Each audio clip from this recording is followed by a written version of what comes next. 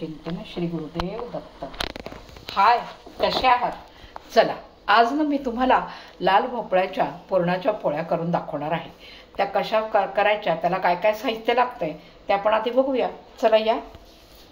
त्याला लागणार आहे मला गूळ, डाळीचं पीठ, थोडासा त्याला रवा लागेल, मीठ आणि लाल भोपळा म्हटल्यावरती लाल भोपळ्याच्या पोळ्या तर निश्चितच भोपळा लागणार आहे, आणि तूप, पॅन, आणि पोळ्या करायच्या म्हटल्यावरती त्याला थोडा मैदा आणि थोडी कणिक असं दोन्ही एकत्र करून पीठ मळून घ्यायचं आहे, आणि मग त्याच्या आपण पोळ्या करणार आहोत।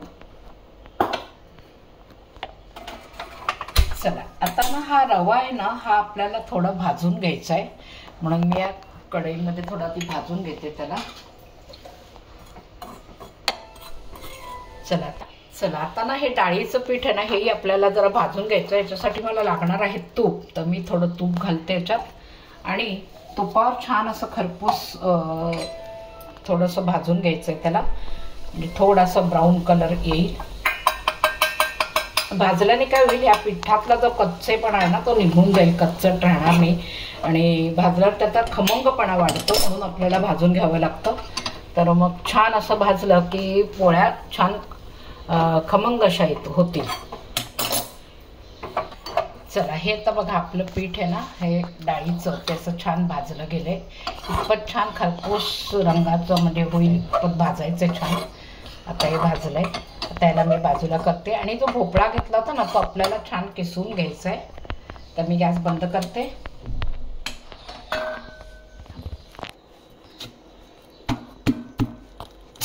आता हा भोपळा आहे ना, हा आपल्याला हे जे साल आहे हे आपल्याला काढून टाकायचं आहे, आणि मग त्याला छान किसून घ्यायचा।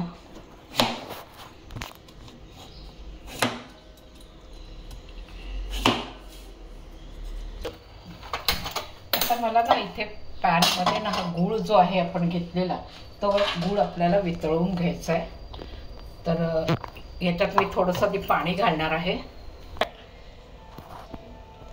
याच्यात थोडंसं पाणी घालायचं आपल्याला, कारण तसं गूळ जर डायरेक्ट घातला तर जळेल, म्हणून पाण्यामध्ये हा गूळ आपल्याला सोडून द्यायचा आहे, म्हणजे ते पूर्ण गूळ तो वितळवून घ्यायचा, म्हणजे मग आपल्याला जे पुढची हे आहे पुरण त्याचं जे तयार करायचं ते करता येईल।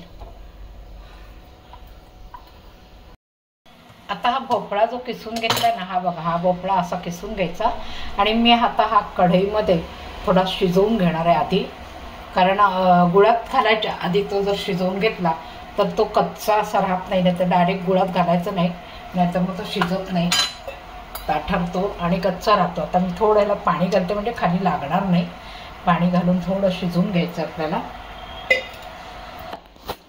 आता आपल्याला ना पोळ्या करायच्या, तर हे पीठ मळून घ्यायचं आहे। तर याला मी कणिक आहे ना, अर्ध कणिक आणि अर्धा मैदा असंच वापरणार आहे। तर आपण आता हे मळून घ्यायचं आहे पीठ, याला अर्धा मैदा लागेल।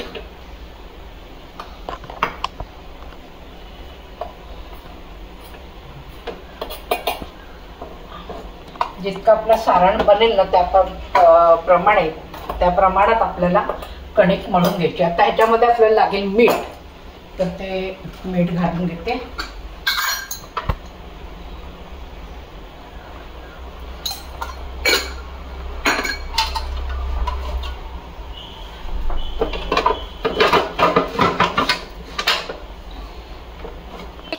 आता हा आपला गूळ वितळलाय, तर हा जरा गाळून घ्यायचा, म्हणजे ह्याच्यात जर काही कचरा असेल तर तो आपल्याला काढून टाकायचा आहे।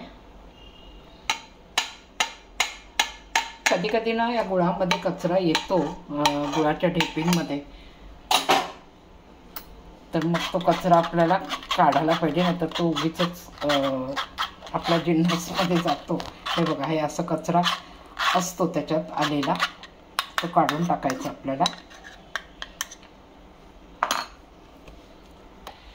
आता हे आपलं भोपळा जो शिजायला लावला होता ना, तो शिजलाय का आपण बघूया।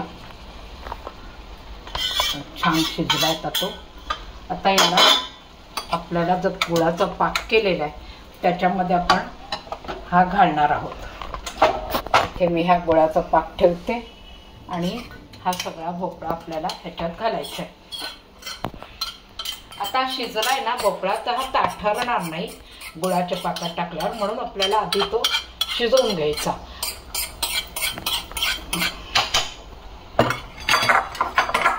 आता भोपळा मी या गुळाचा पाक केलेला त्याच्यामध्ये मी घातलेला आहे आणि आता वरचं आपलं हे रवा वगैरे आहे हे आपल्याला याच्यामध्ये घालून घ्यायचं आहे.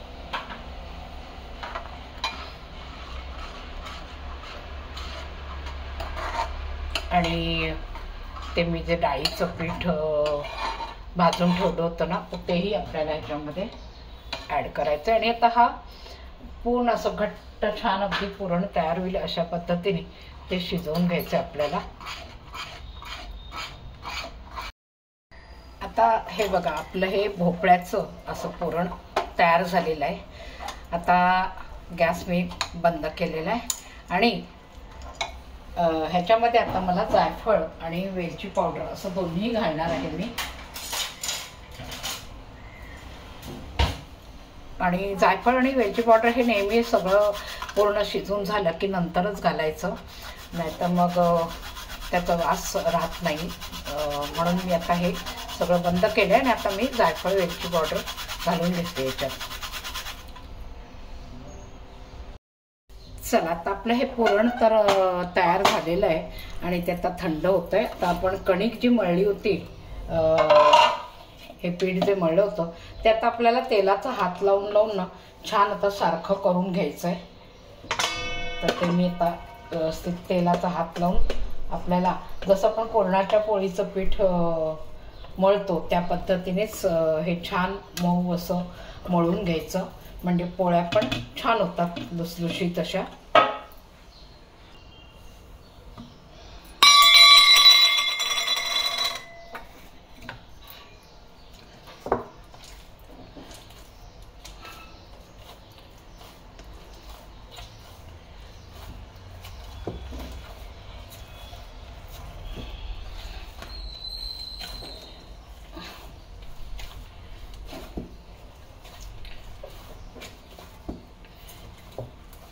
छान असं थोडं थोडं थोडं थोडं तेल घ्यायचं आणि सारखं असं मळून घ्यायचं छान.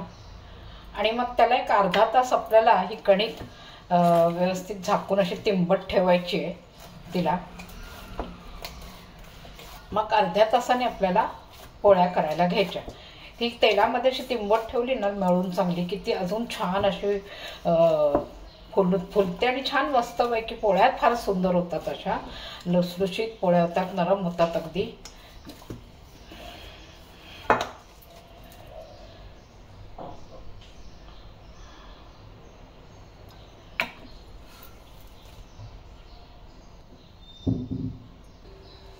आता ही आपली कणिक बघा अशी छान मऊ अशी मळून झालेली. आता याला आपल्याला या वाडक्यात ठेवू. आता मी याला झाकून ठेवणार आहे.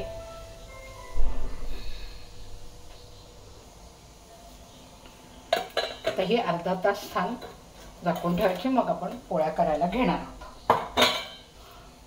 तोपर्यंत झालेलं पुरणही छान थंडगार होईल. हां चला आता ना आपलं हे पुरण पण असं छान मळून झालं आणि आता या पोळ्या करायच्या आहेत. पण पोळ्या करताना ना आपल्याला हे असं पोलपाटाला कपडा लावून घ्यायचा, म्हणजे मग पोळी ना पोलपाटाला चिकटत नाही आणि लाटताना आपल्याला खूप सोपं जातं. तर चला आता आपण काय करायला घेऊया. ही कणिक मी तिंबट ठेवली होती तेलामध्ये, तर ती छान आता आपली तिंबून झालेली आहे. आता गोळे करून आता ह्याच्यामध्ये आपल्याला हे जे सारण आहे ते आपल्याला भरून घ्यायचं आहे.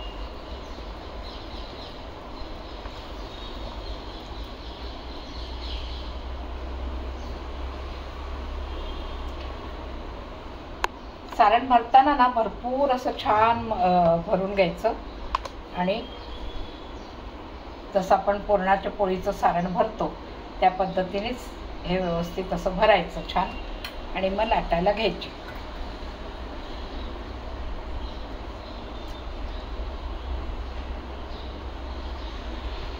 मध्ये मध्ये ते असं थापत जायचं मध्ये मध्ये छान आणि मग अशी व्यवस्थित त्याला दाबून घ्यायचं, म्हणजे कुठूनही पुरण बाहेर येणार नाही आपलं. आणि पीठ लावून छान व्यवस्थित हलक्या हाताने पोळी लाटायची आहे इथंही व्यवस्थित.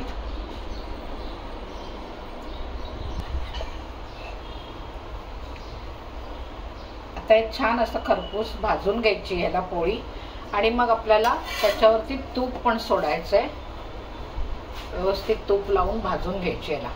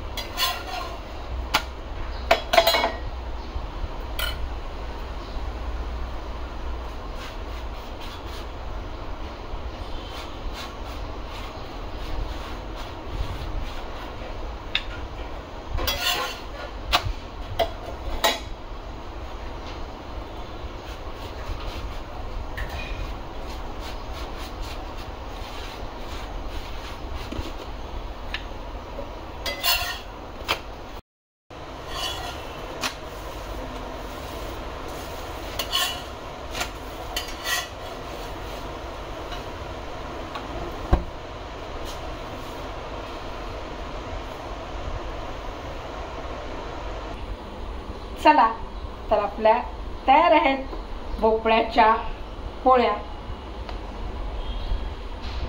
ह्या बघा भोपळ्यापासून तयार केलेल्या पुरणाच्या पोळ्या. तुम्ही पण करून बघा कशा लागतात आणि मला कमेंट्स बॉक्समध्ये नक्की कळवा कसा झाल्या होत्या तुमच्या पोळ्या, तुम्हाला आवडल्या का नाही. आणि मला लाईक करा, शेअर करा, सबस्क्राईब करा आणि पुढला नवीन व्हिडिओ बघायला रेडी राहा. चला आलेच मी पुढचा व्हिडिओ घेऊन. बाय.